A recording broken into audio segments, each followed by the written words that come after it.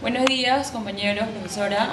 Ahorita me encuentro con el docente Wilfredo Pérez Ruiz, quien enseña Medio Ambiente y Desarrollo Sostenible en la San Ignacio de Loyola y que además ha sido autor de libros y artículos de ecología y expresidente del Parque Las Leyendas.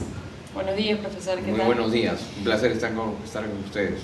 Muchas gracias. Bueno, la primera pregunta que le voy a hacer es, ¿cómo ha sido su experiencia como líder en el Parque Las Leyendas? Por momentos una experiencia difícil, porque fue además mi primera experiencia en el sector público. Quienes venimos del sector privado, asumir posiciones de liderazgo en una estructura como la pública, tan llena de algunas necesidades, de algunas características tan singulares, es bastante complejo. Y es complejo ¿por qué? Porque hay que enfrentar el miedo, la apatía que caracteriza al funcionario público, los temores propios del sistema público, las fragilidades del sistema público, las medias tintas del sistema público, y si a eso le añadimos las presiones políticas internas como externas del sistema público. Entonces, en ese escenario, conducir una institución requería mucha prudencia, pero también bastante firmeza en las decisiones para demostrar autonomía, a pesar, reitero, del contexto en el que yo me desarrollaba. ¿Cuántas personas tuvo a su cargo? 350, aproximadamente 350, incluyendo los practicantes, voluntarios, contratados, nombrados, las distintas categorías. ¿En qué cualidades personales se basa su liderazgo? Fundamentalmente la capacidad de persuasión. Creo que un buen líder debe transmitir, convencer a los demás, involucrarlos en su sueño. Por eso la persuasión es importante. Persuadir a los demás a partir de informarles de los objetivos que se quieren alcanzar. Creo que si de un lado sabemos transmitir un mensaje coherente, preciso y persuasivo que convoque el entusiasmo y el compromiso de otros. Si por otro lado, como líderes, somos los primeros en dar el ejemplo y en ser consecuentes y coherentes con aquello que queremos que el resto asuma como conducta. Y en tercer lugar, tiene que ver mucho la firmeza y seguridad de nuestros actos. Cuando uno asume posiciones de liderazgo, las personas que están alrededor de uno pueden tener miedo, temor, duda, pero eso no lo puede uno tener, o por lo menos si lo tiene, no mostrar. ¿Cómo motivaba usted a la gente con la que trabajaba? De varias maneras. Creo que una manera muy cotidiana, muy sencilla, que contribuye también a la mejora del clima laboral, es tratando bien a las personas sin distinción de jerarquía, de estatus o de labor. Que lo vean al que preside la institución tratar bien a todos sin diferencias. Que lo vean que uno almuerza 2 o 3 veces por semana en el comedor de los obreros, que uno dialoga con las personas, que recoge sus inquietudes, que se acerca a las personas y los llama por su nombre y felicita su labor, su desempeño. Yo tenía por costumbre tener una política de puertas abiertas, una política real de puertas abiertas. Establecíamos horarios en los cuales yo recibía a las personas sin previa cita, tomábamos un café y conversábamos ampliamente sus inquietudes, sus necesidades, sus aportes. Eso ayudaba mucho, porque normalmente en el sistema público hay una enorme distancia entre las altas jerarquías y el resto de las personas en función del estatus que ocupan. Y además, porque el apremio, el trabajo diario nos envuelve en una dinámica de rutina y de presión muy grande. Yo trataba que eso no suceda. Trataba que mi relación con el recurso humano no se altere, que no se interrumpa. Y siempre destaqué que lo más importante era la persona. Le cuento un detalle. Cuando llegué al parque, que fue agosto del año 2006, me enteré por esas cosas inexplicables que pasan en el sector público, que no se entregaban contratos. La copia de los contratos, como la ley lo manda y es un derecho inherente, no se entregaban los contratos a los trabajadores, a los que en ese entonces se llamaba SNP, Servicios No Personales.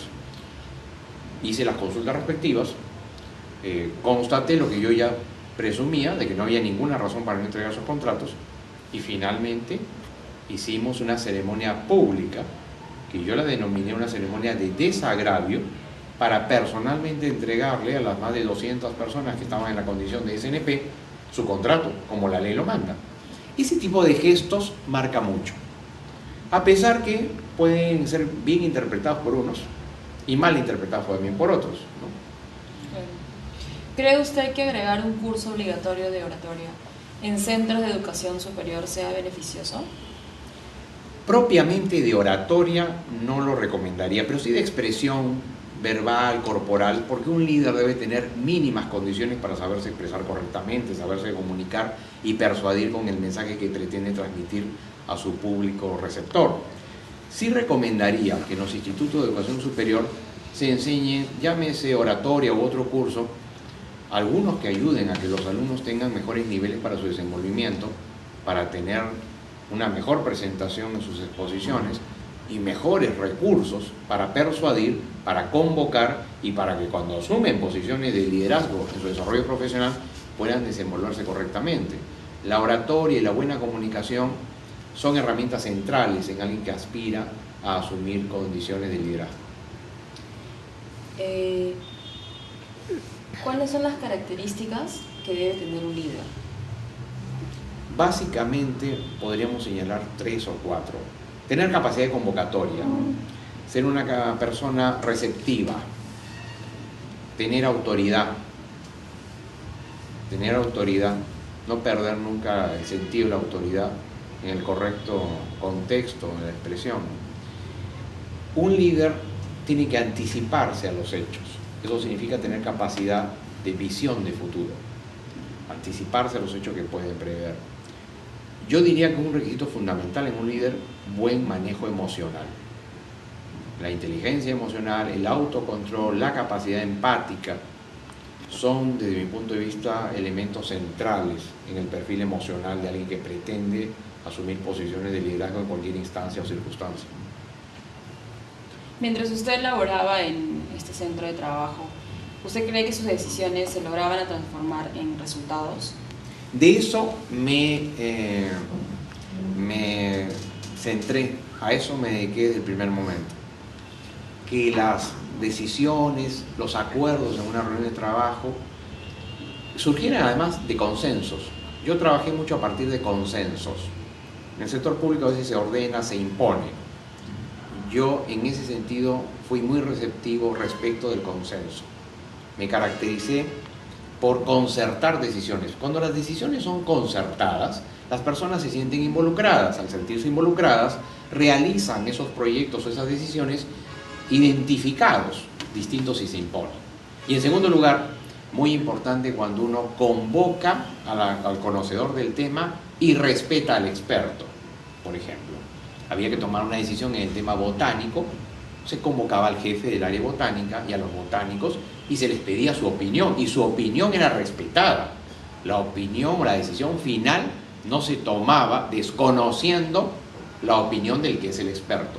Creo que cuando esos mecanismos se emplean, se logra mucho la concertación, y la concertación es una herramienta, me parece, fundamental en la toma de decisiones. ¿Y cómo se logra motivar así un líder? O sea, ¿cómo se motiva a sí mismo un líder? En mi caso, yo sí estaba automotivado, y tal vez fue un caso muy singular porque estoy vinculado al Parque de las Leyendas desde hace más de 25 años. Yo tuve el privilegio, la ocasión singular de a los 18 años conocer a quien fue su fundador, su presidente y su gestor, que era Felipe Benavides, y trabajé con él los últimos 7 años de su vida. Por lo tanto, mi vínculo afectivo y emocional con el parque era muy grande y sigue siéndolo. En ese sentido, yo tenía una inmensa automotivación que era fundamentalmente continuar la obra de Felipe, honrar la responsabilidad que él había tenido, porque las circunstancias me permitieron que yo esté en el mismo sitio donde él había estado, en el mismo sitio donde él estuvo cuando lo conocí, presidente de la institución.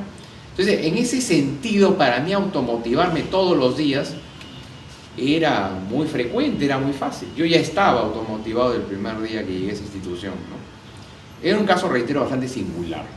Pero uno siempre, si hablamos de una automotivación que hay que mantener, bueno, siempre hay errores, tropiezos, fracasos, problemas. Pero debe alimentarnos, fortalecernos y enriquecernos mucho cuando uno tiene el norte claro de lo que quiere hacer. Y creo, modestia aparte, que tenía muy claro del primer día lo que quería y cómo quería lograr ciertos objetivos en la conducción del parque. Bien, ¿usted se reunía con sus empleados con frecuencia? Más o menos por cuánto tiempo. Sí, yo me reunía, para empezar almorzábamos juntos. Bueno, todos los días almorzaba yo con gente de distintas áreas. Ya sea que los invitaba a almorzar o que iba al comedor de los obreros, pero todos los días estaba almorzando con alguien. Sean jefes, sean obreros, sean trabajadores, sean de la sede de la oficina, pero todos los días estaba en contacto con ellos. Pero necesariamente 1 o 2 veces por semana estaba en el comedor de los obreros para conversar con ellos, recoger sus opiniones, saber qué pensaban. Muchas veces cuando uno construye un vínculo más allá del estrictamente laboral, y cuando uno le demuestra a la persona que la persona más allá de su jerarquía para uno vale, y es importante, ellos tienen la confianza para expresar inquietudes, discrepancias, puntos de vista, que probablemente dentro del contexto de la formalidad y dentro del respeto a las jerarquías a veces no se atreven a canalizar. Creo que eso me ayudó muchísimo. Y también me ayudó que la inmensa mayoría de los obreros con los que trabajé eran personas que me habían conocido de los 18 años. Estamos hablando que me conocían hace casi 30 años. Me habían visto de jovencito y por lo tanto había una afinidad, un afecto, una amistad en mayor o menor grado muy próxima que facilitaba ese diálogo, ese entendimiento, ¿no? ¿Cómo respondían sus empleados a su, mejor dicho, su grupo, ¿no? a estas participaciones en las reuniones? ¿Cómo hacían sus participaciones? Yo le confieso algo. El mayor problema que tuve no fueron nunca el recurso humano en términos generales. El problema que tuve prácticamente desde el primer día hasta el último de mi gestión fueron los funcionarios públicos, esos personajes que tienen una larga trayectoria en el sector público, que tienen los vicios y las taras propias del sector público, funcionarios pusilánimes, miedosos, de actitudes soterradas. La principal traba que yo tuve fue el funcionario público. Por ejemplo, había que tomar una decisión. En la reunión de trabajo los funcionarios, que eran los jefes, decían que estaban de acuerdo. Pero cuando había que ejecutar ese acuerdo, a pesar que era consecuencia de consensos, tenían miedos, temores. Entonces, el principal obstáculo en la marcha de la institución no fueron los 300 y tantos trabajadores, fueron ese grupo de no más de 12 o 14 funcionarios públicos, personas que presidían gerencias, jefaturas, y que trasladaban, reitero, en su comportamiento los tradicionales vicios, las tradicionales taras y limitaciones del funcionario público de carrera en nuestro medio. ¿Qué tipo de líder se considera usted? O sea, hay diferentes trabajos, por ejemplo, del servicio, es totalmente distinto, ¿no? Yo pienso de que tiene ya otra, no sé, las actividades que se realizan en lugares como que brinda servicio, como los hoteles o los restaurantes, es muy diferente como el Parque de las Leyendas. Entonces yo quisiera saber qué tipo de líder se considera usted. Creo que fundamentalmente convocante. Me gustaba convocar. Siempre me ha gustado convocar. Convocar, escuchar que sabe más, escuchar al experto, escuchar al conocedor del tema, saber qué piensan las personas en determinadas probabilidades. Yo le cuento una anécdota. Cuando me enteré que iba a ser nombrado presidente del Parque de las Leyendas por el presidente de la República, sin que los trabajadores lo supieran aún, porque el nombramiento no se había publicado, convoqué una reunión en un lugar ajeno al parque con los más representativos personas del parque, a quienes yo conocía de mucho tiempo. Y la primera pregunta que les hice es: ¿cuál es el perfil que debe de tener un presidente de esta institución? ¿Qué prioridades debe abocarse un presidente de esta institución? ¿Cuáles son los más importantes problemas de esta institución? No sabían que todo ese cuestionario se lo estaba haciendo quien ya en pocos días iba a ser el presidente. Porque lo que quería era que me dieran una opinión franca a una persona que ellos no sabían iba a ser el que iba a conducir la institución. Probablemente esa misma opinión, si se las daba, se las solicitaba, ya siendo nombrado, iban a tener ciertas observaciones, o hay cosas que a veces no se dicen. Yo preferí siempre ser un convocante, así me autodenomino. Y la última pregunta que le voy a hacer es: ¿cuál piensa usted que es el factor para el éxito? Lo primero que habría que definir qué cosa entendemos por éxito. Si nos circunscribimos a la definición que maneja nuestra sociedad, éxito va asociado a estatus, fama, dinero, confort, prestigio. Esa es una definición para muchos la válida y la habitual. Yo personalmente no la comparto. Creo que el éxito está en una suma a veces de pequeños detalles, ¿no? Si a usted la recuerdan cuando se va, creo que es exitoso. Si usted deja una huella positiva en esta vida, creo que es exitoso. Si a lo largo de su trayectoria echó semillas y otros la recogieron, creo que es exitoso. Si hay más gente que la considera a usted su amiga que usted a los que considera amigos, creo que es exitoso. Si usted logra todos los días levantarse con la conciencia tranquila, sabiendo que tiene las manos limpias y los bolsillos limpios, creo que es exitoso. Si tiene paz interna y disfruta su trabajo, creo que es exitoso. De tal manera que la definición que personalmente manejo de éxito, reitero, difiere de la que por costumbre se tiene en nuestro medio.